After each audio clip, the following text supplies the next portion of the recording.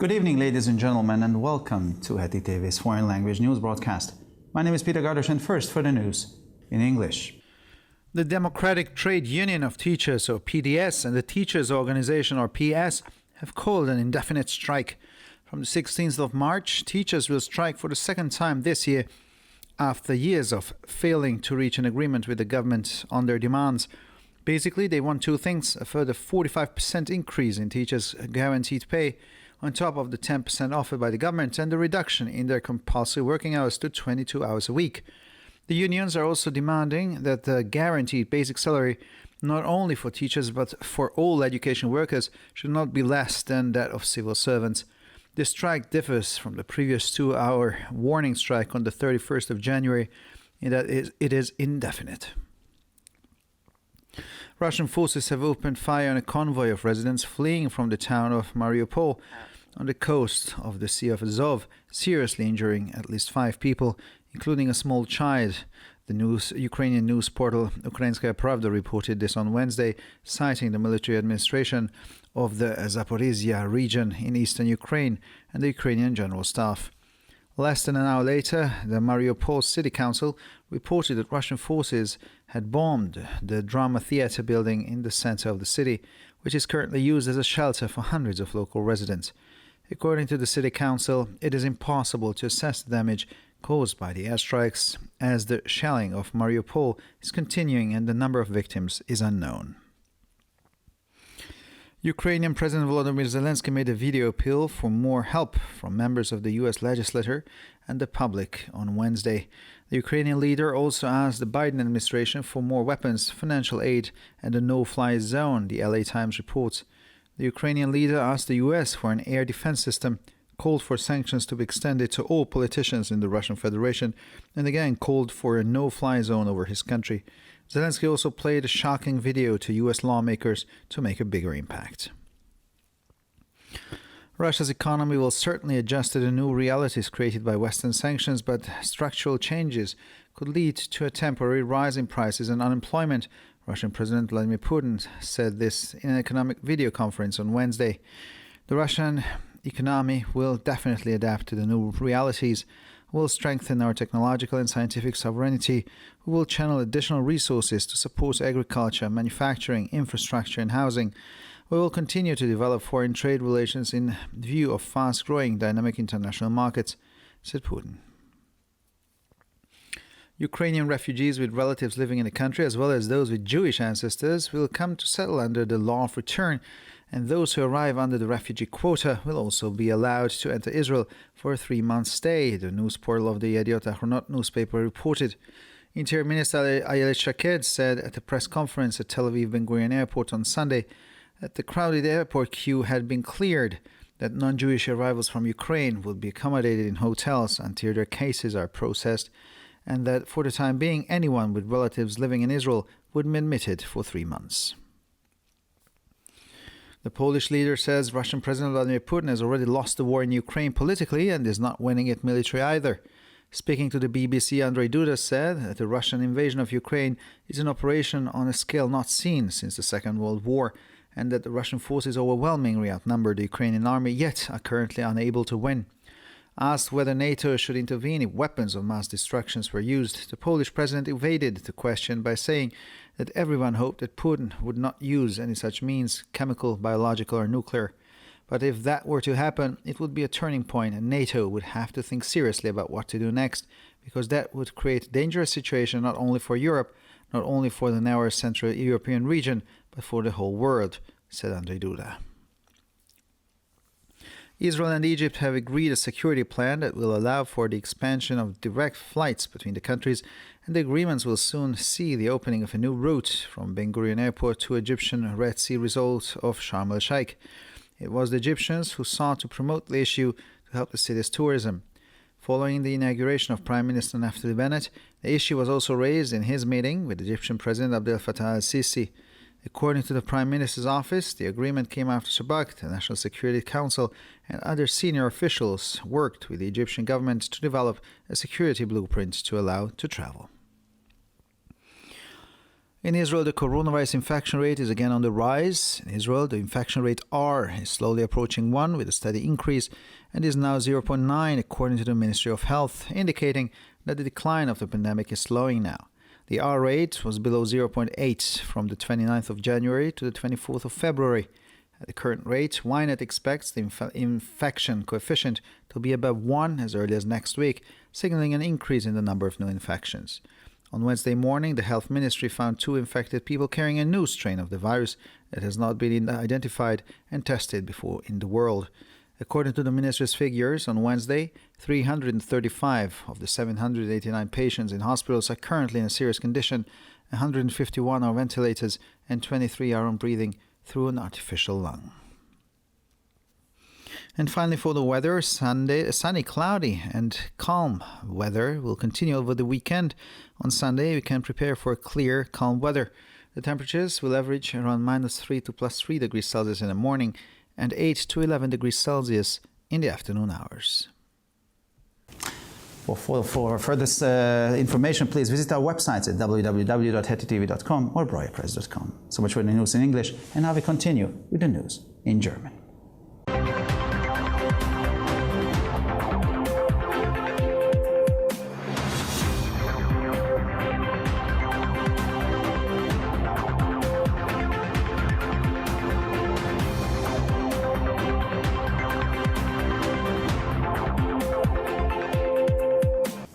Schönen guten Abend, liebe Zuschauer. Mein Name ist Peter Gardosch und nun zu den Nachrichten auf Deutsch.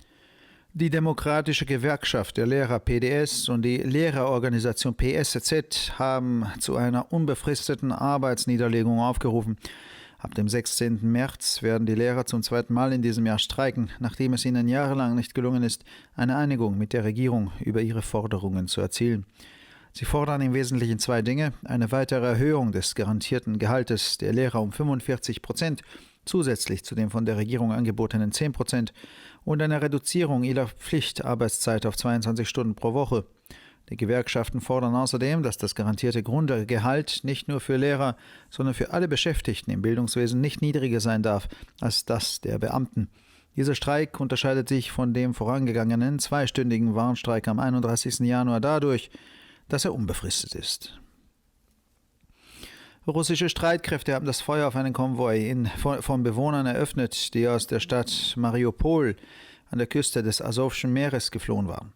Dabei wurden mindestens 5 Menschen, darunter ein kleines Kind, schwer verletzt, berichtete das ukrainische Nachrichtenportal Ukrainskaya Pravda am Mittwoch unter Berufung auf die Militärverwaltung der Region Saporischschja im Osten der Ukraine und den ukrainischen Generalstab. Weniger als eine Stunde später meldete die Stadtverwaltung von Mariupol, dass russische Streitkräfte das Theatergebäude im Stadtzentrum bombardiert hätten, das derzeit als Unterkunft für Hunderte von Einwohnern dient. Nach Angaben der Stadtverwaltung ist es unmöglich, den durch die Luftangriffe verursachten Schaden zu beziffern, da der Beschuss von Mariupol anhält und die Zahl der Opfer unbekannt ist. Der ukrainische Präsident Volodymyr Zelensky appellierte am Mittwoch in einem Video an die Mitglieder des US-Gesetzgebers und die Öffentlichkeit, mehr Hilfe zu leisten. Der ukrainische Staatschef bat die Regierung Biden um mehr Waffen, Finanzhilfe und eine Flugverbotszone, berichtet die LA Times. Der ukrainische Staatschef bat die USA um ein Luftabwehrsystem, forderte die Ausweitung der Sanktionen auf alle Politiker der Russischen Föderation und verlangte erneut eine Flugverbotszone über seinem Land. Zelensky spielte den US-Gesetzgebern auch ein schockierendes Video vor, um eine größere Wirkung zu erzielen. Russlands Wirtschaft wird sich mit Sicherheit an die neuen Gegebenheiten anpassen, die durch die westlichen Sanktionen entstanden sind, aber strukturelle Veränderungen könnten zu einem vorübergehenden Anstieg der Preise und der Arbeitslosigkeit führen, sagte der russische Präsident Wladimir Putin am Mittwoch in einer Wirtschaftsvideokonferenz. Die russische Wirtschaft wird sich definitiv an die neuen Gegebenheiten anpassen. Wir werden unsere technologische und wissenschaftliche Souveränität stärken. Wir werden zusätzliche Mittel zur Unterstützung der Landwirtschaft, des verarbeitenden Gewerbes, der Infrastruktur und des Wohnbaus bereitstellen. Wir werden die Außenhandelsbeziehungen im Hinblick auf die schnell wachsenden, dynamischen internationalen Märkte weiter ausbauen, so Putin. Ukrainische Flüchtlinge mit im Land lebenden Verwandten sowie diejenigen mit jüdischen Vorfahren, die sich im Rahmen des Gesetzes der Rückkehr niederlassen, und diejenigen, die im Rahmen der Flüchtlingsquote einreisen, dürfen ebenfalls für einen 3-monatigen Aufenthalt nach Israel einreisen, berichtete das Nachrichtenportal der Zeitung Yediot Achronot. Innenministerin Ayelet Shaked erklärte am Sonntag auf einer Pressekonferenz auf dem Ben Gurion Flughafen in Tel Aviv, dass die überfüllte Warteschlange am Flughafen abgebaut worden sei, dass nicht-jüdische Ankömmlinge aus der Ukraine in Hotels untergebracht würden, bis ihre Fälle bearbeitet seien und dass vorerst alle Personen mit in Israel lebenden Verwandten für 3 Monate zugelassen würden. Nach Ansicht des polnischen Regierungschefs hat der russische Präsident Wladimir Putin den Krieg in der Ukraine bereits politisch verloren und wird ihn auch militärisch nicht gewinnen können. In einem Gespräch mit der BBC sagte Andrzej Duda, die russische Invasion in der Ukraine sei eine Operation von einem Ausmaß, wie es seit dem Zweiten Weltkrieg nicht mehr gegeben habe, und die russischen Streitkräfte seien der ukrainischen Armee zahlenmäßig weit überlegen, können jedoch derzeit nicht gewinnen. Auf die Frage, ob die NATO im Falle des Einsatzes von Massenvernichtungswaffen eingreifen sollte, antwortete der polnische Präsident ausweichend, dass jeder hoffe, dass Putin keine derartigen Mittel, weder chemische noch biologische noch nukleare, einsetzen werde. Aber wenn das passiert, wäre das ein Wendepunkt und die NATO müsse ernsthaft darüber nachdenken, was sie als nächstes tun soll, denn das würde eine gefährliche Situation nicht nur für Europa, nicht nur für die engere mitteleuropäische Region, sondern für die ganze Welt bedeuten, sagte Andrzej Duda. Israel und Ägypten haben sich auf einen Sicherheitsplan geeinigt, der die Ausweitung von Direktflügen zwischen den beiden Ländern ermöglicht. Im Rahmen der Vereinbarungen wird in Kürze eine neue Strecke vom Flughafen Ben Gurion zum ägyptischen Badeort Sharm el-Sheikh am Roten Meer eröffnet. Es waren die Ägypter, die das Thema vorantreiben wollten, um den Tourismus in der Stadt zu fördern. Nach dem Amtsantritt von Premierminister Naftali Bennett wurde das Thema auch bei seinem Treffen mit dem ägyptischen Präsidenten Abdel Fattah el-Sisi angesprochen. Laut dem Büro des Premierministers kam die Vereinbarung zustande, nachdem Shabak, der Nationale Sicherheitsrat und andere hochrangige Beamte mit der ägyptischen Regierung zusammengearbeitet hatten, um ein Sicherheitskonzept zu entwickeln, das Reisen ermöglicht. In Israel steigt die Infektionsrate mit dem Coronavirus wieder an. In Israel nähert sich die Infektionsrate R mit einem steigenden Anstieg langsam dem Wert 1 und liegt nach Angaben des Gesundheitsministeriums jetzt bei 0,9, was darauf hindeutet, dass sich der Rückgang der Epidemie verlangsamt. Vom 29. Januar bis zum 24. Februar lag die R-Rate unter 0,8. Bei der derzeitigen Rate erwartet Ynet, dass der Infektionskoeffizient bereits in der nächsten Woche über 1 liegen wird, was auf einen Anstieg der Neuinfektionen hindeutet. Am Mittwochmorgen entdeckte das Gesundheitsministerium 2 infizierte Personen, die einen neuen Virusstamm in sich trugen, der weltweit noch nicht identifiziert und getestet wurde. Nach Angaben des Ministeriums vom Mittwoch befinden sich 335 der 789 Patienten in den Krankenhäusern in einem ernsten Zustand. 151 sind an ein Beatmungsgerät angeschlossen und 23 atmen durch eine künstliche Lunge. Und schließlich zum Wetter. Das sonnige, bewölkte und ruhige Wetter wird sich am Wochenende fortsetzen. Am Sonntag können wir uns auf klares, ruhiges Wetter einstellen. Die Temperaturen liegen bei durchschnittlich -3 bis +3 Grad am Morgen und zwischen 8 und 11 Grad am Nachmittag.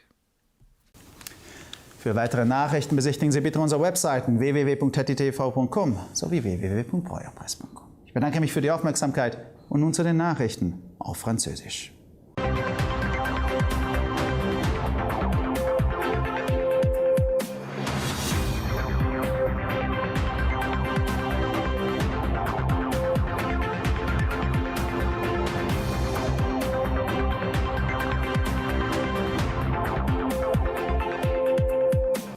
Bonjour à tous et bienvenue à ITV. Je m'appelle Peter Gardosh et ce sont les titres en français. Le syndicat démocratique des enseignants et l'organisation de l'enseignant ont appelé à une grève à durée indéterminée. Le 16 mars, les enseignants se sont mis en grève pour la 2e fois cette année, après des années de négociations et d'échecs pour trouver un accord avec le gouvernement sur leurs revendications. Celle-ci se concentre autour de 2 axes, une augmentation supplémentaire de 45% du salaire garanti des enseignants et en plus de 10% proposé par le gouvernement, une réduction de leur nombre d'heures de cours obligatoires à 22 heures par semaine. Les syndicats demandent également que le salaire de base garanti, non seulement pour les enseignants, mais aussi pour tous les travailleurs de l'éducation, ne soit pas inférieur à celui des fonctionnaires. Cette grève se distingue de la précédente grève d'avertissement de 2 heures du 31 janvier dans la mesure où sa durée est illimitée. Faisant référence à l'administration militaire de la région Zaporizhzhia dans l'est de l'Ukraine et à l'état-major ukrainien, le portail d'information ukrainienne Ukrainskaya Pravda a rapporté mercredi que les forces russes avaient ouvert le feu sur un convoi d'habitants fuyant la ville de Mariupol, située sur la côte de la mer d'Azov, blessant grièvement au moins 5 personnes, dont un enfant.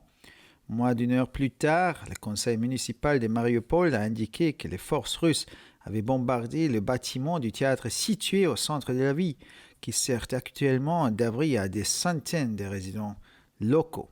Selon le conseil municipal, il est impossible d'évaluer les dommages causés par les frappes aériennes, étant donné que le bombardement de Mariupol se poursuit et que donc le nombre de victimes est encore inconnu.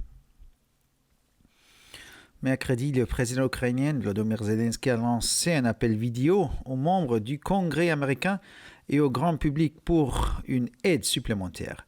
Le chef d'État ukrainien a demandé au gouvernement Biden davantage d'armes, une aide financière et des zones d'exclusion aérienne, a indiqué le LA Times.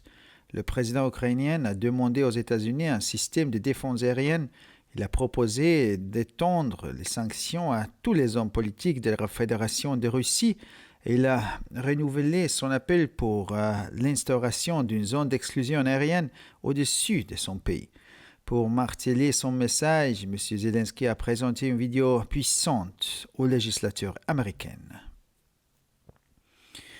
Mercredi, lors d'une vidéoconférence économique, le président russe Vladimir Poutine a indiqué que l'économie russe s'adapterait aux nouvelles réalités créées par les sanctions occidentales, mais que des changements structurels pourraient entraîner une hausse temporaire des prix et du chômage. L'économie russe va certainement s'adapter aux nouvelles réalités. Nous renforcerons notre souveraineté technologique et scientifique. Nous allouerons des ressources supplémentaires pour soutenir l'agriculture, l'industrie manufacturière et les infrastructures et les logements. Compte tenu de la croissance rapide et du dynamisme des marchés internationaux, nous continuerons à développer les relations commerciales extérieures, a affirmé M. Poutine. Selon le portail d'information du journal Yediot Ahronot, les réfugiés ukrainiens qui ont des parents résidant en Israël ainsi que ceux dont les ancêtres juifs venus s'installer dans le cadre de la loi du retour et ceux qui arrivent dans le cadre des quotas des réfugiés seront également autorisés à entrer en Israël pour un séjour de 3 mois. Dimanche, lors d'une conférence de presse à l'aéroport Ben Gurion de Tel Aviv, le ministre de l'Extérieur, Ayelet Shaked, a indiqué que la longue attente à l'aéroport avait été supprimée, que les passagers en provenance d'Ukraine sans ascendance juive seraient hébergés dans des hôtels jusqu'à ce que leur dossier soit traité et que, pour l'instant, toute personne qui a des proches vivant en Israël serait admise pour 3 mois. Selon le chef de l'État polonais, le président russe Vladimir Poutine avait déjà perdu la guerre en Ukraine sur le plan politique et n'est pas en train de la gagner non plus sur le plan militaire. Interviewé par la BBC, Andrzej Duda a indiqué que l'invasion russe de l'Ukraine était une opération d'une ampleur sans précédent depuis la Seconde Guerre mondiale et que les forces russes étaient largement supérieures en nombre à l'armée ukrainienne, mais qu'elle était actuellement incapable de remporter la victoire. Interrogé sur la question de savoir si l'OTAN devait intervenir en cas d'utilisation d'armes de destruction massive, le président polonais a éludé la question en disant que tout le monde espérait que Poutine n'utiliserait pas de tels moyens, ni chimiques, ni biologiques, ni nucléaires. Mais si cela devait arriver, ce serait un tournant et l'OTAN doit réfléchir sérieusement aux mesures à prendre par la suite, étant donné que cela créerait une situation dangereuse non seulement pour l'Europe, non seulement pour la région plus limitée de l'Europe centrale, mais pour le monde entier, a ajouté Andrzej Duda. Israël et l'Égypte ont convenu d'un plan de sécurité qui permettra l'extension des vols directs entre les deux pays. Cet accord prévoit l'ouverture prochaine d'une nouvelle route entre l'aéroport Ben Gurion et la station balnéaire égyptienne de Sharm el-Sheikh, située près de la mer Rouge. Ce sont les Égyptiens qui ont cherché à promouvoir cette initiative pour soutenir le tourisme de la ville. Après l'investiture du Premier ministre Naftali Bennett, la question a été soulevée lors de sa rencontre avec le président égyptien Abdel Fattah al-Sisi. Selon le bureau du Premier ministre, l'accord est intervenu après que le service de sécurité intérieure israélien, le Conseil national de sécurité et d'autres hauts fonctionnaires ont travaillé avec le gouvernement égyptien pour élaborer un dispositif permettant de sécuriser les voyages. En Israël, le taux de reproduction du coronavirus est de nouveau à la hausse. En effet, le taux de reproduction R se rapproche doucement de 1 avec une augmentation constante. Selon le ministre de la Santé, il est actuellement à 0,9, ce qui indique que le recul de l'épidémie s'est ralenti. Entre le 29 janvier et le 24 février, le taux R était inférieur à 0,8. Selon le portail Ynet, au rythme actuel, on peut s'attendre à ce que le taux de reproduction soit supérieur à 1 dès la semaine prochaine, ce qui indique une augmentation du nombre de nouvelles contaminations. Mercredi matin, le ministère de la Santé a découvert 2 personnes contaminées porteuses d'une nouvelle souche du virus qui n'a jamais été identifiée et testée auparavant dans le monde. Selon le chiffre communiqué mercredi par le ministère, 335 des 789 patients hospitalisés sont actuellement dans un état grave, 151 sont sous respirateur, 23 respirent avec un poumon artificiel. Finalement, pour la météo, pendant le week-end, le temps sera ensoleillé avec des cirrostratus dans le ciel. Et il n'y aura pas de vent. Dimanche, le ciel sera également découvert, aucune perturbation n'est prévue. Les températures moyennes évalueront entre moins 3 et plus 3 degrés le matin et entre 8 et 11 degrés dans l'après-midi. Pour encore plus d'actualités, visitez nos sites internet attv.com et broyapresse.com. Merci de votre attention et maintenant, les nouvelles en espagnol.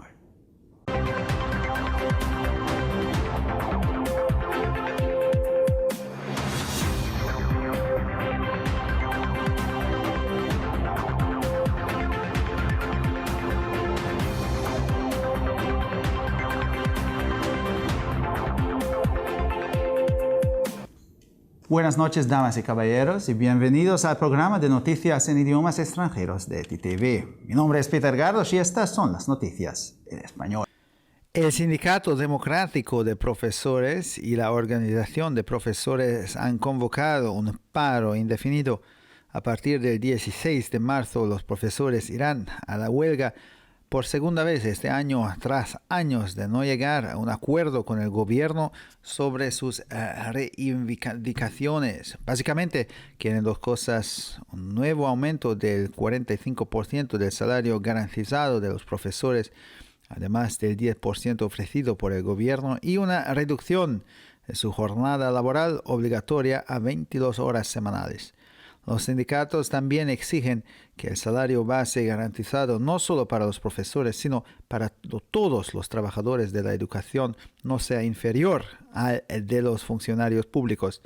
Esta huelga se diferencia de la anterior de 2 horas de advertencia del 31 de enero en que es indefinida.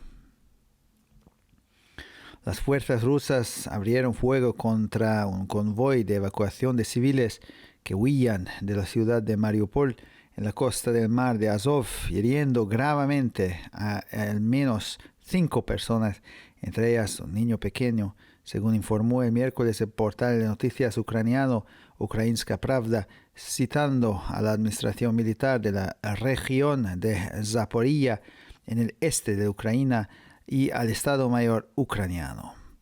Menos de una hora después, el ayuntamiento de Mariupol informó de que el ejército ruso bombardeó el edificio del teatro dramático en el centro de la ciudad, que actualmente se utiliza como refugio para cientos de residentes locales. Según el ayuntamiento, es imposible evaluar los daños causados por los ataques aéreos y el número de víctimas, ya que el bombardeo de Mariupol continúa. El presidente ucraniano Volodymyr Zelensky hizo el miércoles un llamamiento en vídeo para que los miembros del poder legislativo de los Estados Unidos y la opinión pública prestarán más ayuda. El líder ucraniano también pidió a la administración de Biden más armas, ayuda financiera y una zona de exclusión aérea, informa el LA Times. El líder ucraniano pidió a Estados Unidos un sistema de defensa aérea, solicitó que las sanciones se extiendan a todos los políticos de la Federación Rusa y volvió a pedir una zona de exclusión aérea sobre su país. Zelensky también presentó un video impactante a los legisladores estadounidenses para lograr un mayor impacto. La economía rusa se adaptará sin duda a las nuevas realidades creadas por las sanciones occidentales, pero los cambios estructurales podrían provocar un aumento temporal de los precios y del desempleo, declaró el miércoles el presidente ruso Vladimir Putin en una videoconferencia económica. La economía rusa se adaptará sin duda a las nuevas realidades. Reforzaremos nuestra soberanía tecnológica y científica. Canalizaremos recursos adicionales para apoyar la agricultura, la industria manufacturera, las infraestructuras y la vivienda. Seguiremos desarrollando las relaciones comerciales con el exterior en vista de los mercados internacionales dinámicos y de rápido crecimiento, dijo Putin. Los refugiados ucranianos con familiares que viven en el país, así como los que tienen antepasados judíos y vienen a establecerse en virtud de la ley de retorno, y los que llegan bajo la cuota de refugiados también podrán entrar en Israel para una estancia de 3 meses, informó el portal de noticias del periódico Yediot Ahronot.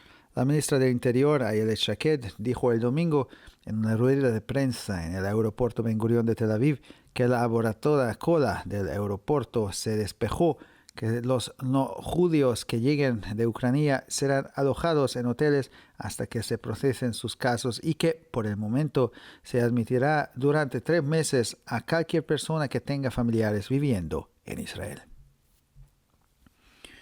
El líder polaco afirma que el presidente ruso Vladimir Putin ya ha perdido la guerra en Ucrania políticamente y no la está ganando militarmente tampoco. En declaraciones a la BBC, Andrzej Duda dijo que la invasión rusa de Ucrania es una operación a una escala que no se había visto desde la Segunda Guerra Mundial y que las fuerzas rusas superan en número al ejército ucraniano, aunque actualmente no pueden ganar. A la pregunta de si la OTAN debería intervenir en caso de que se utilizaran armas de destrucción masiva, el presidente polaco eludió la cuestión diciendo que todo el mundo esperaba que Putin no utilizará ningún medio de ese tipo, ya sea químico, biológico o nuclear, pero si eso ocurriera sería un punto de inflexión y la OTAN tendría que pensar seriamente en qué hacer a continuación, porque eso crearía una situación peligrosa no solo para Europa, no solo para la región más estrecha de Europa Central, sino para todo el mundo, dijo Andrzej Duda. Israel y Egipto han acordado un plan de seguridad que permitirá la ampliación de los vuelos directos entre los dos países, en el marco de lo cual se abrirá una nueva ruta desde el aeropuerto de Ben Gurion al centro turístico egipcio de Sharm el Sheikh en el Mar Rojo. Fueron los egipcios los que trataron de impulsar el asunto para ayudar al turismo de la ciudad. Tras la toma de posesión del primer ministro Naftali Bennett, la cuestión también se planteó en su reunión con el presidente egipcio Abdel Fattah el-Sisi. Según la oficina del primer ministro, el acuerdo se produjo después de que Shabak, el Consejo de Seguridad Nacional y otros altos funcionarios trabajaran con el gobierno egipcio para desarrollar un plan de seguridad que permitiera los viajes. La tasa de infección por coronavirus vuelve a aumentar en Israel. En Israel, la tasa de infección se acerca lentamente a 1, con un aumento constante y ahora es de 0.9, según el Ministerio de Sanidad, lo que indica que el descenso de la epidemia se está ralentizando. La tasa estuvo por debajo de 0.8 del 29 de enero al 24 de febrero. Al ritmo actual, Ynet espera que el coeficiente de infección se sitúe por encima de 1 y la semana que viene, lo que indica un aumento del número de nuevas infecciones. El miércoles por la mañana, el Ministerio de Sanidad descubrió que 2 personas infectadas eran portadoras de una nueva cepa del virus que no se había identificado ni analizado antes en el mundo. Según las cifras del Ministerio del miércoles, 335 de los 789 pacientes hospitalizados se encuentran actualmente en estado grave, 151 están conectados a respiradores y 23 respiran por un pulmón artificial. Y finalmente, por el tiempo soleado, nublado y tranquilo continuará durante el fin de semana. El domingo podemos prepararnos para un tiempo despejado y tranquilo. Las temperaturas rondarán una media de -3 a 3 grados por la mañana y de 8 a 11 grados por la tarde. Para más noticias, visite nuestras páginas web www.gttv.com o www.broyerpress.com. Muchas gracias por su atención. Y ahora seguimos con las noticias en hebreo.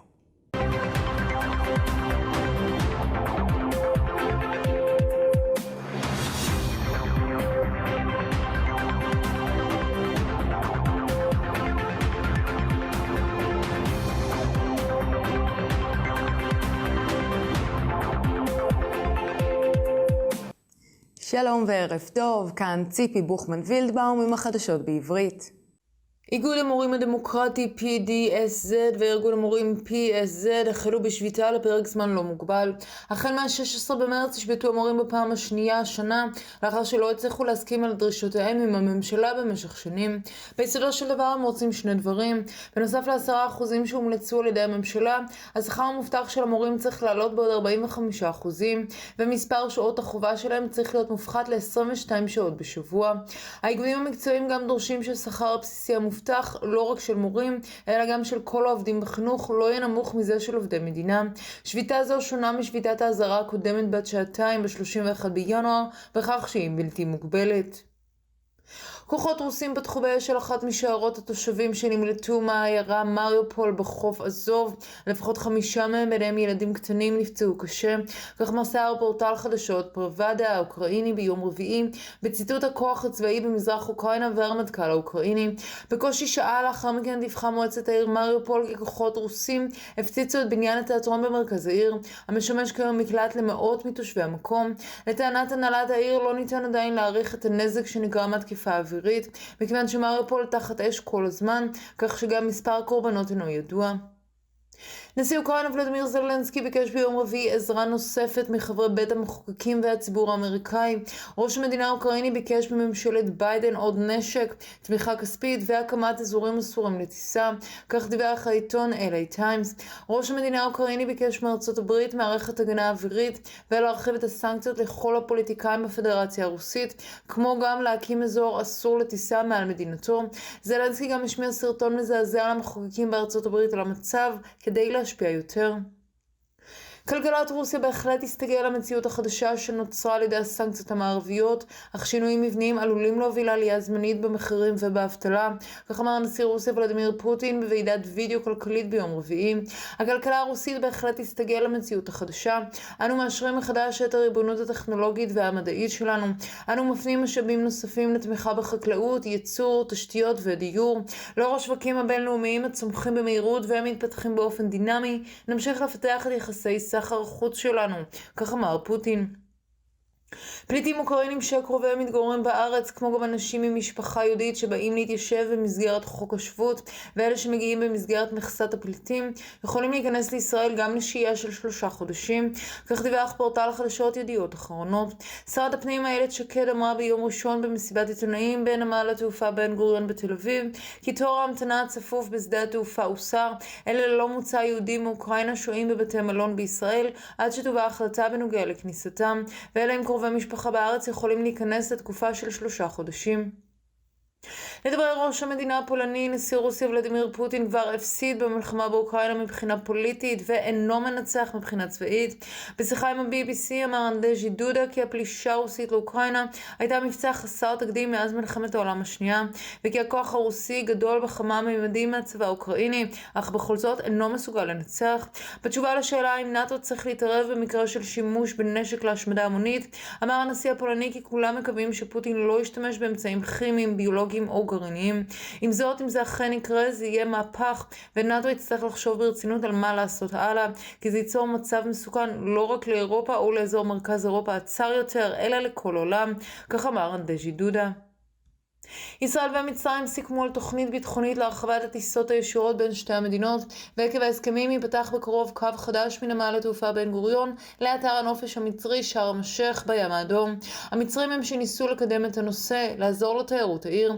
לאחר השבעתו של ראש הממשלה נפתלי בנט, נדון הנושא גם בפגישה עם נשיא מצרים עבד אל פתח א-סיסי. לפי משרד ראש הממשלה, ההסכם הושג לאחר עבודה משותפת בין השב"כ, המועצה לביטחון לאומי ובכירים נוספים מממשלת מצרים, לפיתוח תוכנית ביטחונית שתאפשר טיסות. בישראל שיעור ההידבקות בקורונה עולה שוב. בישראל שיעור ההדבקה R מתקרב אט ל-1 עם עלייה מתמדת ל-0.9, כך עולה מנתונים עדכניים של משרד הבריאות המעידים על האטה בעצירת המגפה. שיעור ה-R היה מתחת ל-0.8 מ-29 בינואר עד 24 בפברואר. בקצב הנוכחי שיעור ההידבקויות אמור להיות גבוה מ-1 בשבוע הבא, כך לפי ynet, מה שאומר עלייה במספר ההידבקויות החדשות. ביום רביעי בבוקר מצא משרד הבריאות שני אנשים נגועים הנושאים זן חדש של הנגיף שלא זוהה ונבדק בעבר ברחבי העולם. על פי נתוני המשרד ביום רביעי, 335 מתוך 789 חולים המאושפזים כיום חולים קשה, 151 נזקקים למכונת הנשמה ו-23 נושמים עם ריאה מלאכותית. ועכשיו נעבור לתחזית מזג האוויר. בסוף השבוע צפוי מזג אוויר בעיר ללא רוח, גם בראשון לא צפויה חזית. הטמפרטורות צפויות להיות בין 3 עד 3 מעלות בבוקר ו8 עד 11 מעלות אחר הצהריים. לחדשות נוספות, אנא בקרו באתרי האינטרנט שלנו, etitv.com או broyerpress.com. עד כאן החדשות, תודה שהייתם איתנו ושיהיה המשך ערב נעים ושבת שלום.